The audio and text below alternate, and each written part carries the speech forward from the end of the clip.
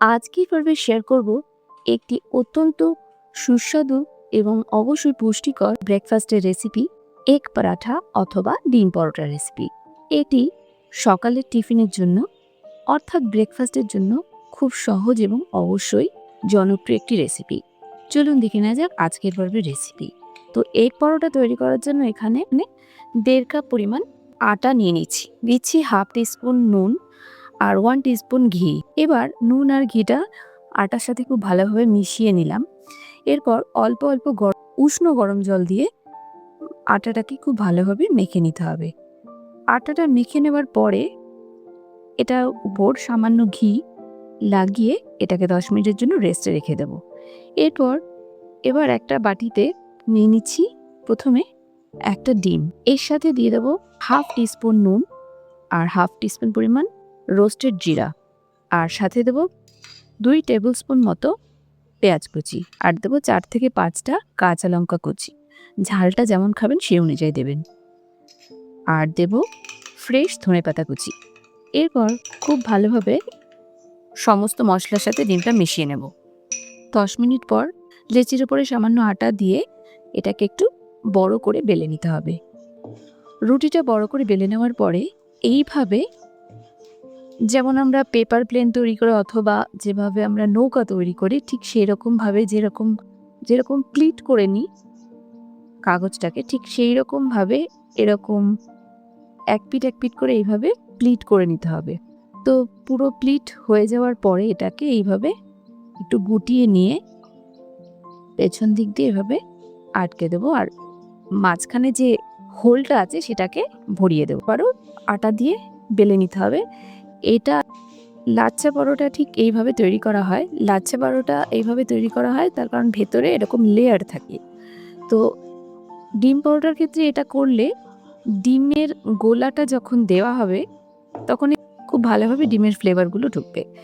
এতে কি হবে, পরোটাটা অত্যন্ত সুস্বাদু হবে। একইভাবে আরও একটা দেখিয়ে দিচ্ছি। ঠিক রুটিটা বেলিয়ে নেওয়ার পরে এইভাবে স্প্লিট করে করে লম্বা করে এটাকে এরকমভাবে ঘুরিয়ে নিয়ে পেছন দিক এর অংশটাকে এইভাবে দিয়ে মাঝখানের হোলটাকে আটকে দিয়ে এটাকে আবারও আটা দিয়ে বেলে নিতে হবে। একটু বড় করে বেলবেন, কারণ ডিমটা দেওয়ার পরে যাতে উল্টাতে সুবিধা হয়। আচ্ছা, রুটিগুলো বেলে নেওয়া হয়ে গেছে। এবার তাওয়াটাকে খুব ভালোভাবে গরম করে নিতে হবে। এই গরম তাওয়ার উপরে প্রথমে একটা রুটি দিয়ে দিলাম। এরপর 1 মিনিট পরে এটাকে উল্টে দিয়ে সামান্য পরিমাণ ঘি ব্রাশ করে দিচ্ছি। এরপরে আবারও একটু উল্টে দিলাম। ব্যাস, এই 2 মিনিট পর উল্টে দিলাম। এবার ডিমের যে গোলাটা তৈরি করেছিলাম তাতে আমি সামান্য হলুদ দিয়ে এটাকে আরেকবার মিশিয়ে নিই। এটাকেও এইভাবে ওপর থেকে দিয়ে দিলাম। এরপর খুব ভালোভাবে চারিদিক দিয়ে ডিমটাকে এইভাবে রুটির পাশ থেকে এইভাবে ছড়িয়ে দিতে হবে যাতে উল্টাতে সুবিধা হয়। তো এই সময় কিন্তু গ্যাসের ফ্লেমটাকে একদম লো রাখতে হবে যাতে নিচটা পুড়ে না যায়। এই জন্য আমি ঘি দিয়ে দিয়েছি যাতে পুড়ে না যায়। এরপর খুব সাবধানে এটাকে উল্টে দিলাম।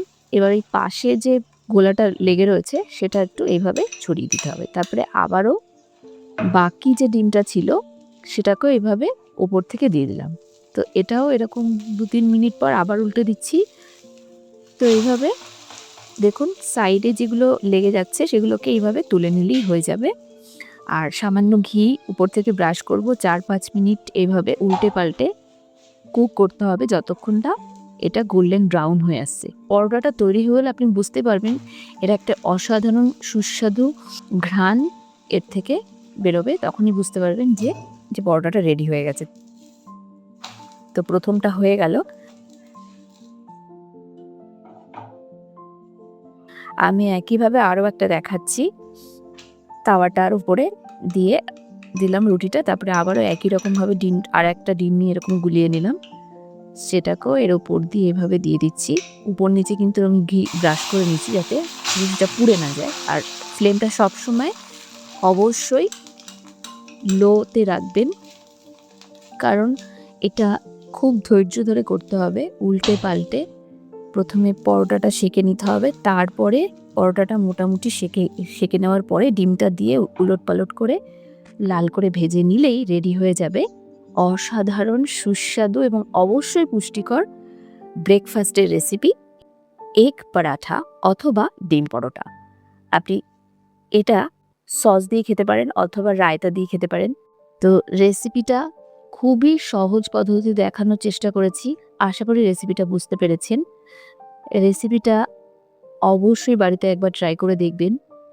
ব্রেকফাস্টে আপনি খুব চটজলদি কোনো রেসিপি তৈরি করতে চাইলে এটা আপনি ট্রাই করে দেখতে পারেন। টিফিনের জন্য একদম উপযুক্ত। তো রেসিপিটা কেমন লাগলো সেটা অবশ্যই আমাকে কমেন্ট সেকশনে জানাবেন। রেসিপিটা যদি ভালো লেগে থাকে তাহলে ভিডিওটিতে একটা লাইক দিয়ে দেবেন এবং সকল বন্ধুদের সাথে শেয়ার করবেন। আমার চ্যানেলে নতুন বন্ধু হয়ে থাকলে অবশ্যই চ্যানেলটিকে সাবস্ক্রাইব করবেন। ভালো থাকবেন, সুস্থ থাকবেন। আগামী পর্বে আবারও দেখা হবে নতুন আরও এইরকম ধরনের ইউনিক রেসিপির সাথে। ততক্ষণের জন্য নমস্কার।